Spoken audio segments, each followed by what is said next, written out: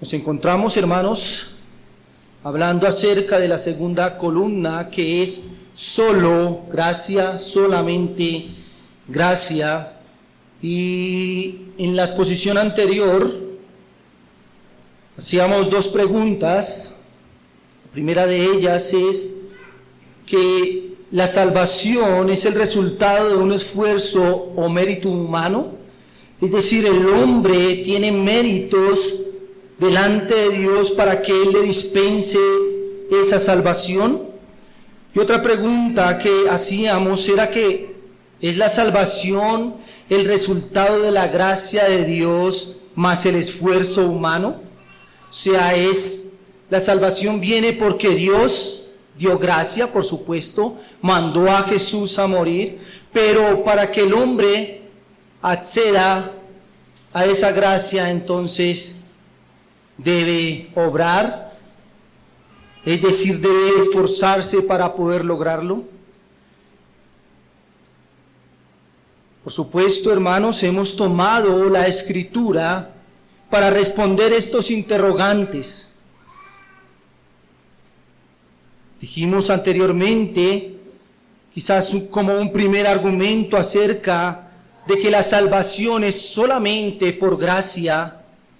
Vimos esa hoja de vida del hombre, cómo Dios ve al hombre, no cómo nos vemos nosotros mismos, no cómo nos ven los demás, sino cómo Dios ve al hombre.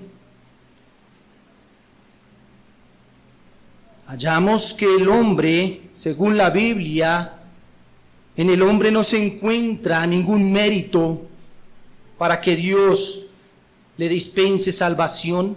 Por el contrario, la Escritura examina al hombre aún hasta lo más profundo y lo halla muerto, pervertido, malo, digno solamente de condenación eterna y del olvido de Dios. ¿Cómo es entonces el hombre según la Escritura, según Romanos capítulo 3? Muerto en sus pecados, bajo el control del mundo, bajo el control de la carne y del enemigo de Satanás. Por naturaleza está destinado únicamente a la ira de Dios. Eso es lo que ha hecho el hombre. Esos son sus méritos. Únicamente la ira de Dios. Entonces queda descartado que los méritos del hombre llevaron a Dios a dispensarle gracia. Pero entonces preguntamos, si no fueron los méritos humanos, ¿qué pudo haber impulsado a Dios a demostrar gracia hacia el hombre pecador? ¿Qué pudo haber impulsado a Dios si no fue el hombre quien impulsó a Dios a dispensar gracia? Como le dije, vamos a ir a la Escritura, solamente Escritura. ¿Qué nos dice la Biblia? ¿Qué fue lo que motivó a Dios a dispensar salvación al hombre? Vaya conmigo al libro de Efesios, capítulo 2.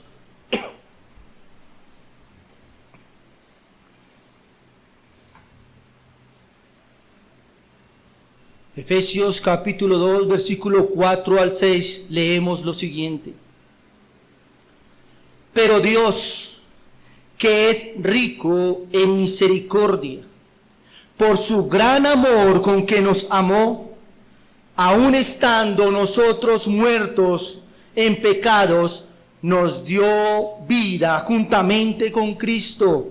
Por gracia sois salvos, y juntamente con Él nos resucitó, y asimismo nos hizo sentar en los lugares celestiales con Cristo Jesús. Si observamos los 3 primeros versículos de ese capítulo, antes de llegar al versículo 4, nos encontramos con un contraste entre los versículos 1 y 3 y de 4 en adelante, que es un contraste, un opuesto. ¿Qué nos dice Efesios capítulo 2, versículo 1 al 3? Y Él os dio vida a vosotros, cuando estabais muertos en vuestros delitos y pecados, en los cuales anduviste en otro tiempo, siguiendo la corriente de este mundo, conforme al príncipe de la potestad del aire, el espíritu que ahora opera en los hijos de desobediencia, entre los cuales también todos nosotros vivimos en otro tiempo, en los deseos de nuestra carne, haciendo la voluntad de la carne y de los pensamientos, y éramos por naturaleza hijos de ira, lo mismo que los demás. ¿Qué está diciendo Pablo aquí? ¿Quiénes éramos nosotros? ¿Cuáles éramos o cuáles eran los méritos nuestros? Pero llegamos al versículo 4, que nos dice, pero Dios. Son precisamente aquellos versículos, los primeros 3, que describen la condición del hombre. Mis hermanos, Dios mira al hombre en su condición horrible, muerto, rebelde y sin ninguna posibilidad de agradarlo, y solo puede descargar su ira debido a su justicia y a su santidad. Sin embargo, para poder dispensarle de sus bendiciones, Dios tiene que quitar la mirada del hombre y ponerla sobre él mismo, sobre su persona, sobre sus atributos, sobre su naturaleza. ¿Qué fue entonces lo que impulsó a Dios para poder dispensar al hombre salvación? No fue el hombre, en ninguna manera. Estábamos muertos, no había nada que nosotros pudiéramos hacer. Esa era nuestra condición, y la condición, como dice la Biblia, de todos los seres humanos. No hay justo ni aún uno, no hay quien busque a Dios, no hay ni siquiera uno. Alguien puede decir, no, a mí no me cuente. Entre ellos, yo soy diferente, querido amigo. La Biblia dice que no hay ni siquiera uno.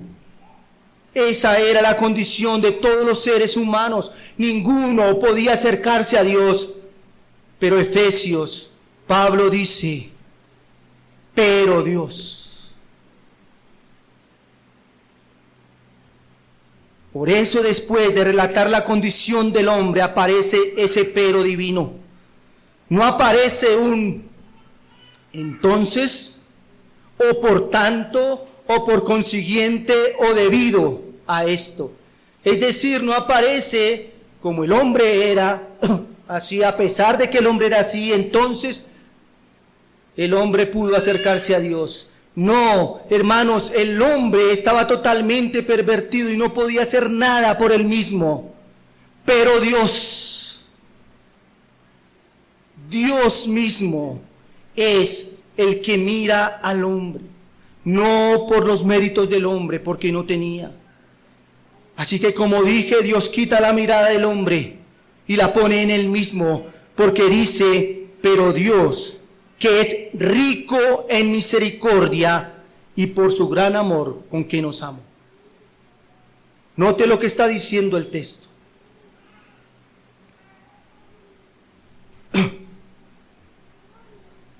Entonces es como si dijera, por el contrario, a pesar de que el hombre es así, Dios actuó contrario al merecimiento del hombre. Él actuó y está actuando a favor del hombre. Es Dios a pesar y contrario a la condición de todos los hombres. Quiero que miremos entonces esas frases: rico en misericordia y por su gran amor con que nos amó. Debemos entender, hermanos, que esta es la razón de la motivación divina a mostrarse propicio para el hombre. ¿Cuál es la primera? Su rica misericordia, y la segunda, su gran amor. Por tanto, no es necesario explicar estos dos términos que muchas veces los usamos como sinónimos, pero de manera individual apreciaremos una mayor riqueza. Así que permítame definir misericordia. ¿Qué es misericordia? Misericordia es ese atributo de Dios por el cual Él expresa compasión por la víctima del pecado. Por la misericordia de Dios, Él ve la condición del hombre, lo ve como culpable, lo ve como miserable e impotente, y Dios siente compasión por aquellos que se encuentran profundamente necesitados. Dios no es solo ira ni justicia severa. Sus entrañas son compasivas y no quiere la muerte del pecador. Para entender un poco más de lo que es la misericordia, quiero que veamos 3 palabras que se usan en el hebreo para hablar de misericordia. Y quiero que vayamos a un texto donde encontramos esas 3 palabras. Salmo capítulo 51.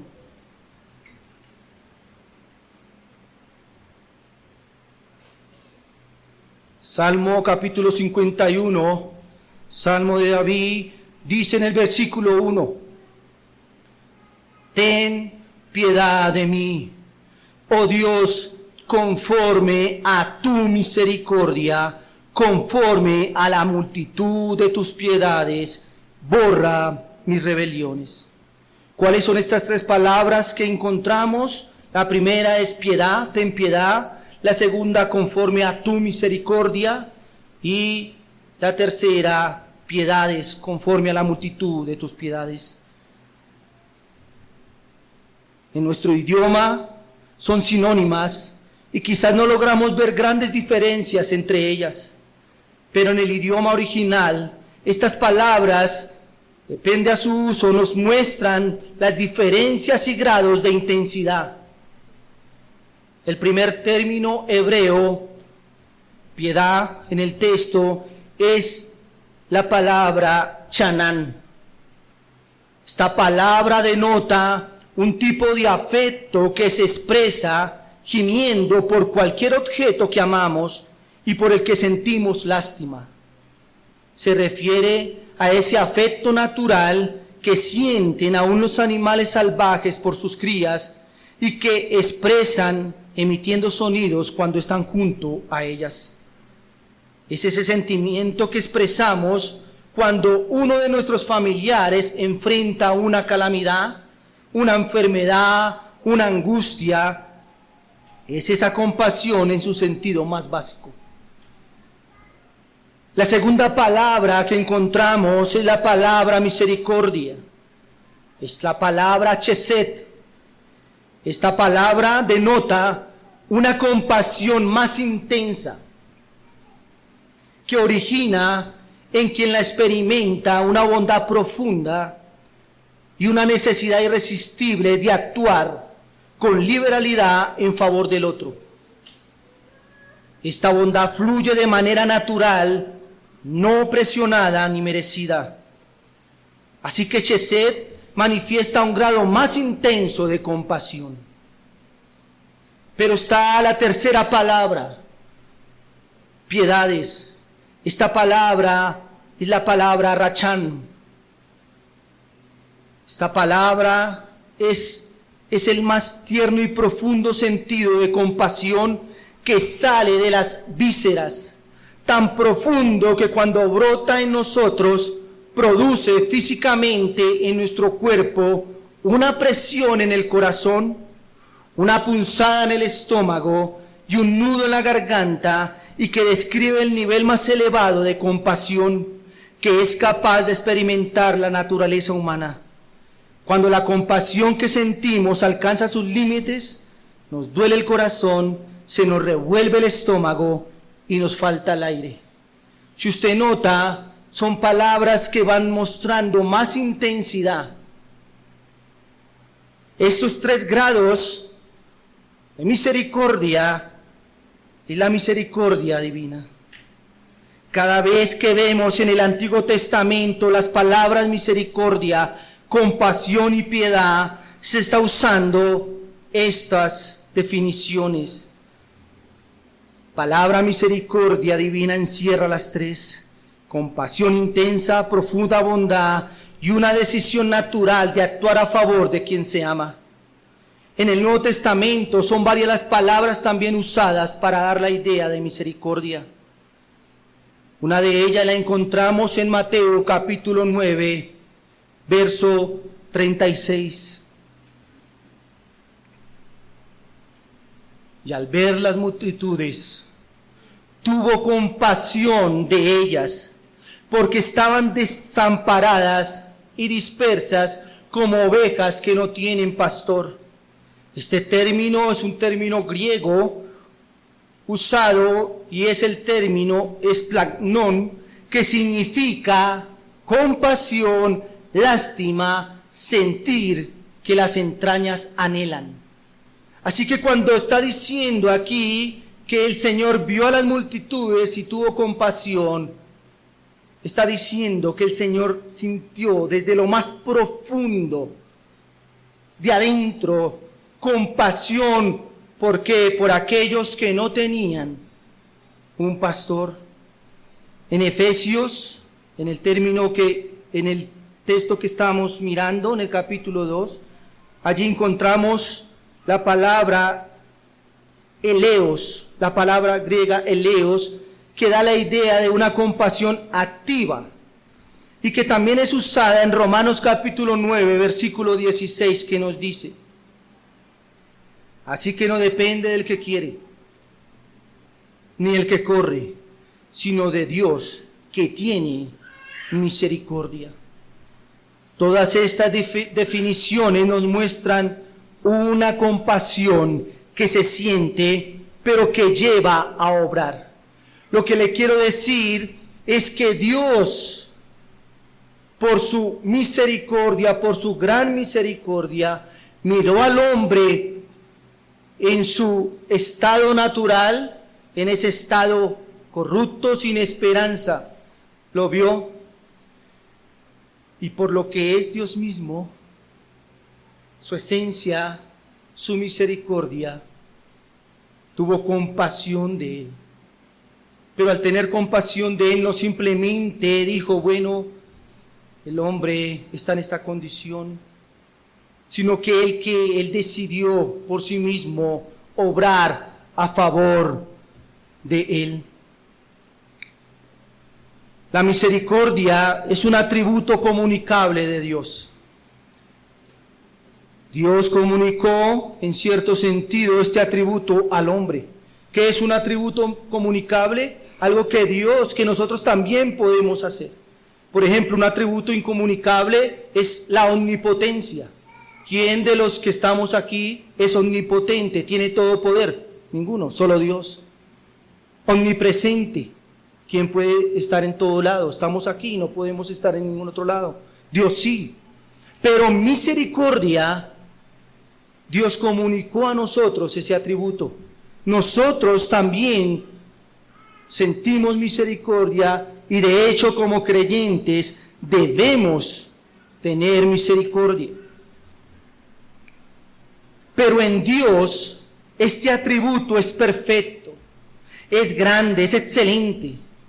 Los escritores hablan de grande misericordia, de abundante misericordia, y Pablo en este texto nos dice que Él es rico en misericordia. No solamente nos dice que Él es misericordioso, sino que nos dice que es rico en misericordia. Algo que también nos muestra la Biblia y es maravilloso, es que si observamos la misericordia divina, se encuentra en la misma frase contraponiéndose a la ira divina, al enojo de Dios. Dios es ira, por supuesto, eso es verdad, pero es grande en misericordia, y sus entrañas se revolvieron y sintió tal grado de compasión que su naturaleza lo llevó a actuar en favor del miserable pecador. Mire lo que dice Salmo 103, versículo 8. Misericordioso y clemente es Jehová, lento para la ira y grande en misericordia. Ese es el Dios maravilloso que vio al hombre en sus pecados y tuvo compasión de él. ¿Qué merecía el hombre? Ya les mostré por medio de la palabra: ira, enojo, rechazo eterno. Pero Dios, que es grande en misericordia, Él quiso actuar en favor del hombre. Aún un hombre como Jonás no podía comprender cómo es que Dios fuera tan misericordioso. Miremos la queja de Jonás en el libro de Jonás 4:2.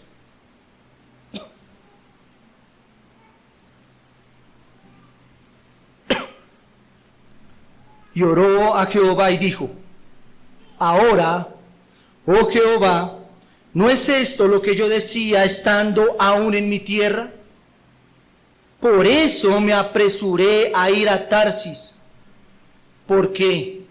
Porque yo sabía que tú eres Dios clemente y piadoso, tardo en enojarte y de grande misericordia, y que te arrepientes del mal. Jonás, ¿por qué no quería ir a predicarle a estas personas? Porque él sabía que Dios las iba a perdonar. Dios era misericordioso, bondadoso. Así que el mismo Jonás, un simple mortal, hubiera preferido dar el pago a la injusticia de Nínive. Pero Dios les dio misericordia.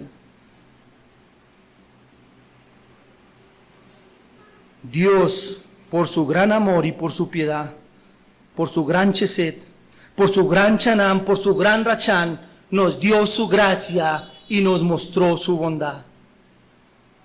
Números 14:18, Jehová tardo para la ira y grande en misericordia. Hermanos, la misericordia de Dios es incalculable.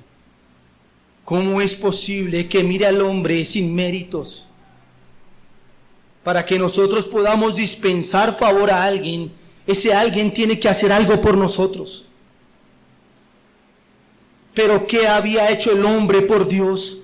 Ofenderlo todo el tiempo, irse en contra de él. Y sin embargo, esa misericordia, esa gran misericordia, lo lleva a dispensarle su salvación sin merecerla. La misericordia de Dios no se asemeja en nada a la misericordia humana. Aunque del hombre también se dice que es misericordioso, de Dios se dice que su misericordia es grande, abundante, magnífica, superior en cantidad y en calidad. Una misericordia que no solo lo lleva a sentir compasión, sino a actuar a favor de Él. Creo que cualquiera de nosotros que quizás tenga la oportunidad de visitar un lugar donde encontramos personas en condiciones de calle, personas en condiciones de drogadicción, y quizás las vemos con hambre, las vemos tiradas allí en el piso. Quizás dejemos caer una lágrima de nuestros ojos y podamos decir: pobre hombre, qué tristeza esa vida que lleva. Quizás podemos en ese momento hacer una oración y decir: Dios me libre y libre a mi familia de estar allí. Pero yo le pregunto a usted, ¿hace usted algo más que eso por él? ¿Pudiera usted hacer algo más por esa persona? Creo que llegaríamos hasta allí, a sentir una compasión, a sentir una tristeza en nuestro corazón, pero quizás seguimos de largo. Pero la misericordia de Dios, por eso no es igual a la nuestra, supera los límites. ¿Quiénes éramos nosotros? Esos miserables, esos andrajosos, espiritualmente hablando. Pero Dios, con su gran misericordia, nos miró y quiso derramar sobre nosotros su gracia. Quiero que sigamos avanzando y veamos lo segundo. Primero, ¿qué motiva a Dios a dispensar salvación? Su gran misericordia. Pero también dice la palabra, por su gran amor con que nos amó. El apóstol Pablo coloca aquí otro atributo de Dios como el origen de la gracia divina, y es su gran amor. No solo fue la misericordia la que dio a luz la gracia, sino también el amor y el gran amor de Dios. Pablo dice que el amor de Dios es un gran amor, un amor que no es comparable con los sentimientos humanos. En Dios el amor fue una decisión, la decisión de enviar a su Hijo unigénito para dar vida al hombre pecador. Permítame traer aquí 3 textos que nos hablan de esta gran verdad. Romanos capítulo 5, versículo 8, Juan capítulo 3, versículo 16 y primera de Juan capítulo 4, versículo 9. Romanos capítulo 5, versículo 8 dice, mas Dios muestra su amor para con nosotros, en que siendo aún pecadores, Cristo murió por nosotros. Juan capítulo 3, verso 16, texto muy conocido, porque de tal manera amó Dios al mundo, que ha dado a su Hijo unigénito, para que todo aquel que en él cree no se pierda, mas tenga vida eterna. Y primera de Juan 4, 9, en esto se mostró el amor de Dios para con nosotros, en que Dios envió a su Hijo unigénito al mundo para que vivamos por él. Quiero que note que estos 3 pasajes nos dicen que el amor de Dios se evidenció, no en lindas palabras, ni en discursos románticos, sino en hechos reales y acciones concretas. El amor de Dios se pudo palpar, se pudo conocer, se pudo observar en el hecho de que envió a su Hijo unigénito al mundo a dar vida a los que estaban muertos en delitos y pecados. Pablo los llama en Romanos 5:8, siendo aún pecadores. Siendo aún pecadores, siendo aún enemigos de Dios, siendo malos, Cristo murió por nosotros. El amor de Dios, como es revelado en Jesucristo, no tiene precedentes ni paralelo. Nadie hizo jamás algo parecido y nadie lo hará. Nadie morirá por el injusto y el rebelde. En el versículo 7 de Romanos capítulo 5 dice, ciertamente apenas morirá alguno por un justo. Con todo, pudiera ser que alguno osara morir por el bueno. Si acaso alguno pudiera dar la vida por alguien justo, por alguien bueno. Pero ¿quién sería capaz de dar la vida por un enemigo? Por alguien que lo único que ha hecho es ofenderlo. No somos capaces como hombres de hacer un favor a aquel que nos ha hecho mal. Mucho menos seremos capaces de poner nuestras vidas por ellos. Si acaso daremos la vida por uno de los nuestros. Por lo tanto, ningún mérito de nuestra parte hubiera movido a Cristo a morir por nosotros, porque Él murió por nosotros cuando éramos aún pecadores. El versículo 6 lo declara con sencillez, capítulo 5, versículo 6, porque Cristo, cuando aún éramos débiles, a su tiempo murió por los buenos, ¿cierto? Por los que hacían méritos para merecerlo. No, claramente lo dice, por los impíos, por los malos, por los pecadores, por ellos Cristo murió. Así como la misericordia de Dios no fue provocada por el hombre, así tampoco el amor. El amor de Dios no fue despertado por obra o mérito humano. Fue por Él mismo, por sus atributos, por lo que es Él. Hendrickson escribió lo siguiente acerca de esto: la muerte de Cristo no tiene paralelo en lo referente a la maravilla de la gracia condescendiente y perdonadora. Cristo murió por quienes eran malos, malos y malos. ¿Qué dice la Biblia de Dios? Santo, santo, santo. ¿Qué es el hombre? Malo, malo y malo. No había en ellos bondad que hubiera traído su amor. En la muerte de Jesús por los pecadores, Dios muestra su amor soberano. Hermanos, un amor excelente, un amor libre y voluntario que obra para el bien de los elegidos. Cristo vino a morir en amor por nosotros. El Padre lo entregó por su gran amor.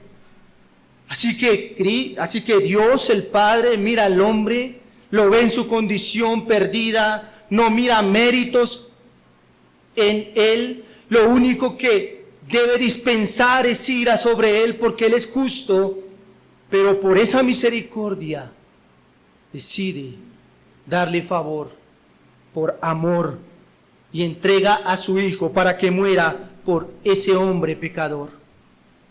Así que, hermanos, debemos decir que la salvación de los hombres es únicamente por gracia, porque yo quiero que usted me muestre en lo que le he explicado en dónde entra el hombre, qué aportó el hombre, qué merecía el hombre, qué hizo el hombre para merecer lo que Dios hizo, lo que Dios de su mismo ser hizo por el hombre.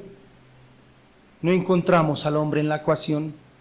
Por eso debemos decir que la salvación es únicamente por gracia. El texto nos dice, pero Dios, ¿lo notan? Pero Dios, a pesar de esa condición humana, Dios decide no darle lo que merecen, sino dispensar gracia por su amor y misericordia. Pero quiero seguir hablando de que la salvación es únicamente por gracia. Le he dicho hasta aquí que el hombre no tiene méritos. Le he dicho cuál es el motivo de la salvación de los hombres, qué motivó a Dios. Pero quiero darle otro asunto y es el fundamento de la gracia salvadora.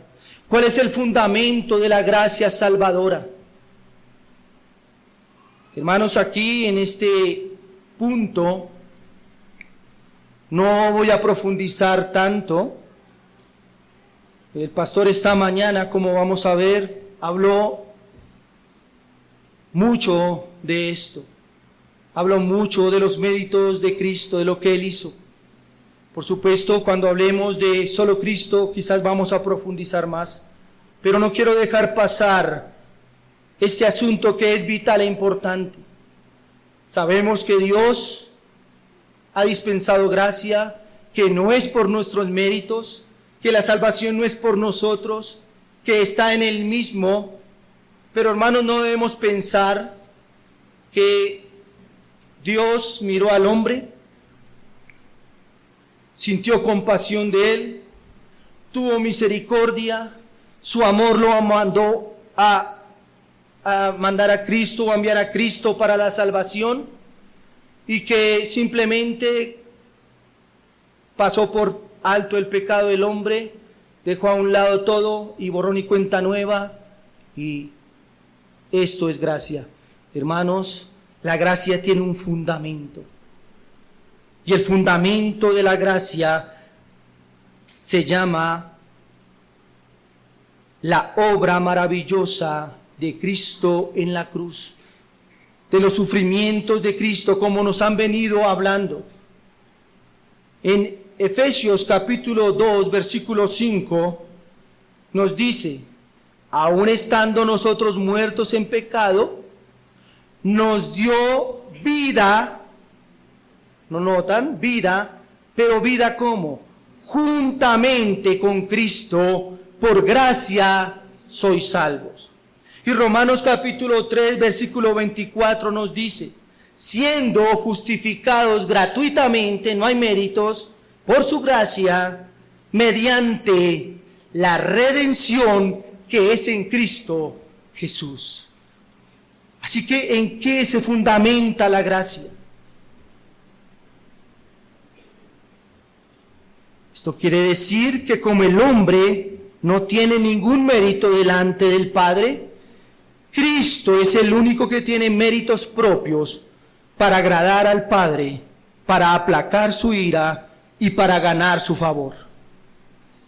La palabra mérito proviene del latín meritum, que significa ganarse, merecer o hacerse digno de algo. Por tanto, debemos decir que Jesucristo es el único que merece ser mirado por el Padre, ya que Él no falló. Jesucristo salió victorioso, su obediencia fue precisa, su rectitud meritoria, su expiación perfecta. Merece por su naturaleza y obediencia los favores divinos. Él se ganó para el hombre la reconciliación y el perdón. Obtuvo para el hombre libertad del pecado y de la muerte. Así que, hermanos, el único que realmente ha hecho méritos para ganar la salvación para los hombres es nuestro Señor Jesucristo.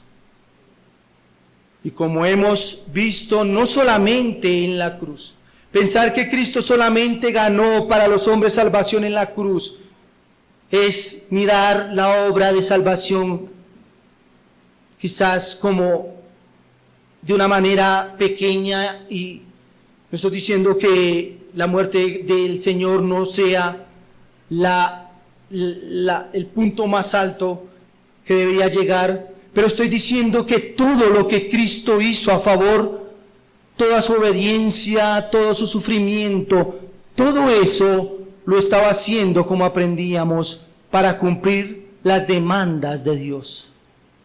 Las demandas de Dios eran estas, y Jesucristo las estaba cumpliendo. Así que si Él las estaba cumpliendo, Él estaba haciendo méritos para eso. Nosotros no, los hombres no podíamos. Recuerdo en el colegio, sí me acuerdo todavía, creo que hay muchos acá también, que se premiaba o se daba algún mérito a el mejor estudiante, ¿cierto? Se daba una medalla. En mi colegio, yo estudié en el colegio Gustavo Morales Morales, y así se llamaba. Se llama así. Ese colegio daba una copa que se llamaba la Copa Gustavista. Esa copa la daban no solamente al mejor del curso, sino al mejor del colegio. Yo no me la gané nunca. Era difícil. Pero el que quería ganársela, yo tenía un amigo que siempre se la quiso ganar, se la ganó, lo logró después de tantos años, pero se la ganó. Eso tocaba ser el mejor. Nos decían, hora libre, pues ¿qué hacíamos los estudiantes? Nos íbamos a jugar fútbol, pero él se quedaba allí estudiando, haciendo las tareas haciendo méritos para ganarse su copa gustavista. Esto es un reconocimiento para alguien que se esfuerza. Ahora, pensar que nosotros como hombres, que lo único que hicimos fueron méritos para la ira, pensar en que podemos hacer méritos para que Dios dispense, es ilógico, hermanos, es ilógico. Pero el Padre, al mirar a Jesús, al único que cumplió todo, al único que podía ser galardonado, al único que cumplió con todas sus demandas, el único que podía ganar la reconciliación, el único que podía aplacar la ira de Dios, el único que realmente tenía méritos. Ese es Jesucristo. Su obra maravillosa, su obra de redención. La base, el fundamento de la gracia está en esa obra maravillosa de Jesucristo. Romanos 5:1 dice: justificados pues por la fe, tenemos paz para con Dios. ¿Cómo nosotros, hermanos, cómo el hombre puede tener paz para con Dios? Por medio de nuestro Señor Jesucristo. Ahí lo dice claramente, únicamente por medio de Él, el único en el que Dios se deleita. Según Mateo capítulo 3, 17. Y hubo una gran voz del cielo que decía: este es mi Hijo amado, en quien tengo complacencia. Eso lo dijo Dios únicamente de Jesucristo, únicamente de Él. Lo que el hombre no tiene, lo tiene Cristo en abundancia. Él tiene mérito propio y méritos por su obediencia y actuar perfectos. Nuestro bendito Cristo se sujetó al Padre y voluntariamente ofreció su vida para la salvación de los pecadores que creyeran en Él. Esto le da méritos por esta obra perfecta. Por tanto, el pecador, escúcheme bien, querido amigo, querido hermano. Por tanto, el pecador, para ser visto por el Padre, debe estar recubierto de los méritos de Cristo. Dios tiene que tomar los méritos de Cristo y por gracia aplicarlos al pecador que no cuenta con ninguno propio para poderlo ver y para poderlo bendecir. Recuerdo que nos enseñaban que cuando Cristo murió en la cruz, partió el velo del templo, del lugar santísimo, en dos, para que nosotros pudiéramos entrar libremente ante el Padre. Hermanos, esto es cierto, pero no podemos entender que Cristo murió en la cruz y ya nosotros, ya hizo Jesús lo suyo, y ahora nosotros vamos a entrar libremente ante el Padre y Él nos va a mirar. Eso no es así. Por supuesto, la obra de Cristo en la cruz nos llevó a poder estar delante del Padre. Pero siempre, escúcheme bien, siempre tiene que estar Cristo y sus méritos frente a nosotros, frente al pecador, para que Dios lo vea y dispense favores. Es Él, es Jesucristo, el que siempre tiene que estar allí, porque Él fue el que ganó esos méritos para el pecador. Cualquier bendición, la salvación, la mayor de ellas, pero cualquier otra bendición del Padre nos viene únicamente por medio de Cristo, únicamente por medio de Él. El hombre con sus méritos ganó con creces la ira del Padre y la condenación, pero Jesucristo con su obra de obediencia ganó con creces la salvación para su pueblo, motivado únicamente, escúcheme bien, por su gran amor y por su gran misericordia. Solamente la salvación es por gracia, únicamente. Ninguno de nosotros puede hacer algo para merecerla. Ninguno de nosotros podemos acercarnos a Dios si Cristo no está a favor nuestro. Podemos entonces concluir que queda descartado, según lo que hemos podido corroborar, que el mérito o esfuerzo humano puede lograr la salvación.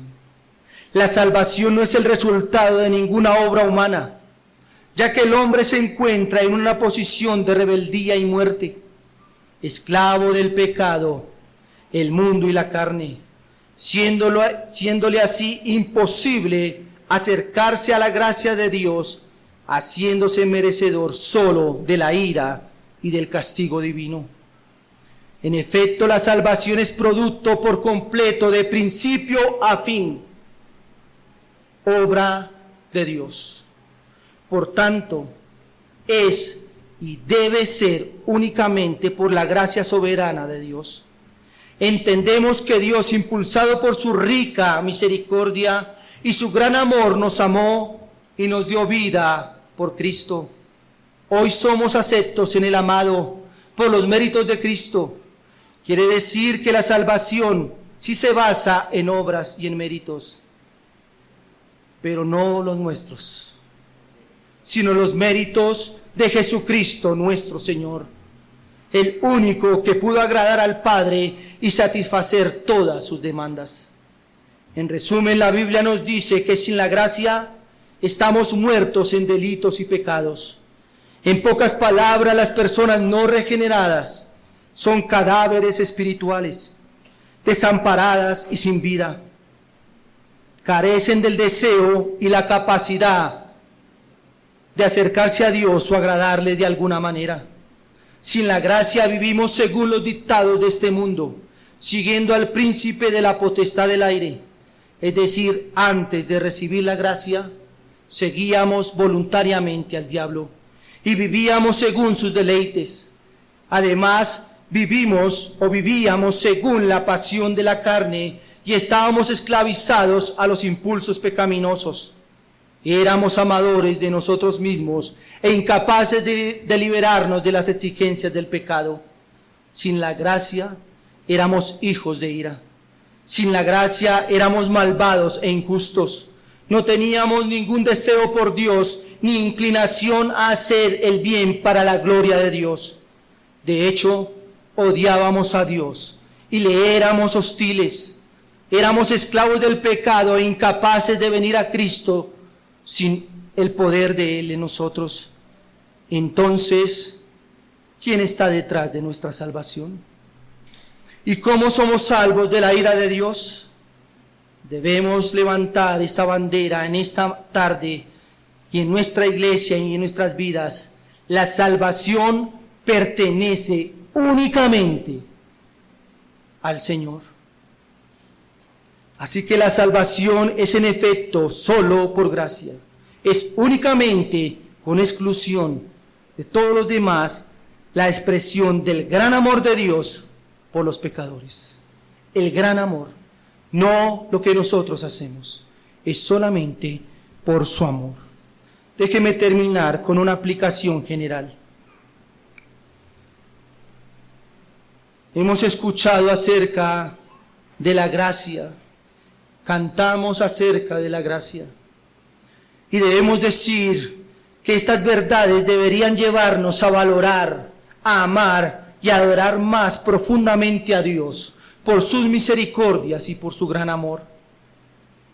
Por tanto, me ocupo de mi salvación, trabajo en ella, persevero, no para pagar, porque no puedo hacerlo, pues es imposible, pero sí para mostrar gratitud y corresponder en alguna medida a la gracia que nos fue otorgada. Pues lo que hemos recibido de su amor no fue algo pequeño, y de Él recibimos su gracia, que no merecíamos y que nunca hubiésemos podido alcanzar por ningún otro medio. ¿Cuánto agradecerá un hombre a aquel benefactor que le obsequia una gran cantidad de dinero que lo salvará de la ruina económica? ¿Cuánta gratitud hacia aquel médico que de manera casi milagrosa salva de la muerte a un ser amado? ¿Cuánta gratitud brotaría de nuestro corazón por alguien así? Si nosotros, siendo malos, somos agradecidos con aquellos que nos hacen un gran bien, ¿cuánto más estima merece el Dios de la gloria, que nos dio a su Hijo, que nos dio la muestra más grande de amor, que nos mostró su rica misericordia, la vida en consagración, el servicio piadoso, el amor, la obediencia, la adoración? Es lo mínimo que podemos darle, lo mínimo que usted y yo podríamos darle a Dios. Servirle, obedecerle, honrarlo. ¿Cómo podríamos agradecer a Dios? No cómo podríamos pagar, porque no estamos pagando nada, es imposible. Pero sí debemos corresponder. Quien no vive para Dios de manera negada y fiel es uno que no ha comprendido la magnitud de lo que se le ha dado, o uno que no ha recibido la gracia. Por tanto, examinemos nuestro corazón y asegurémonos de estar bajo esa gracia. Quien ha experimentado la gracia puede decir con el profeta Miqueas lo siguiente, Miqueas 7, 18, 20. ¿Qué Dios como tú, que perdona la maldad y olvida el pecado del remanente de su heredad? No retuvo para siempre su enojo, porque se deleita en misericordia. Él volverá a tener misericordia de nosotros, sepultará nuestras iniquidades y echará en lo profundo del mar todos nuestros pecados. Mis hermanos, debemos como creyentes también tener una lucha continua contra el orgullo espiritual. Todos llevamos un fariseo dentro del alma, uno que nos aplaude cuando hacemos algo bueno para Dios, uno que se quiere llevar la gloria cuando obedecemos un mandato o mortificamos un pecado, uno que reclama la atención, uno que dice: estás obrando bien, sí que estás juicioso, sí que mereces esa bendición por lo que haces. Hermanos, tenemos que acallar esa voz y recordarle que no fueron nuestras obras las que nos salvaron, y no son nuestras obras las que nos hacen perseverar en la fe. No se olvide en ningún momento del camino que solo es por gracia. Solamente la gracia nos salva. Desde la regeneración hasta el cielo es solamente la gracia. No merecíamos salvación, no la dio el Señor. Pero vamos hasta el final, no porque lo merezcamos ni porque hagamos algo, es solamente por su gracia.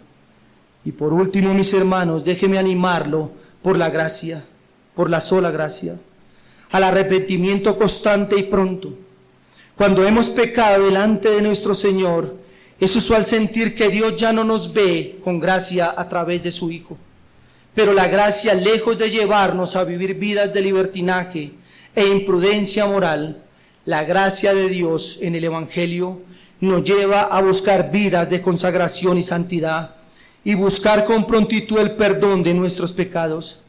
Levantemos la sola gracia creyendo y confiando solamente en Cristo. Hermanos, después de que hemos recibido esa gracia, nunca vamos a caer de esa gracia. Así que cuánta oración debemos. Quizás cuando pecamos, cuando fallamos, sentimos una voz que nos dice: fallaste, ya Dios no te va a ver. Eso es lo mismo que creer que la salvación es por obras. Es por lo que hacemos. Con esto no estábamos impulsando a nadie al pecado.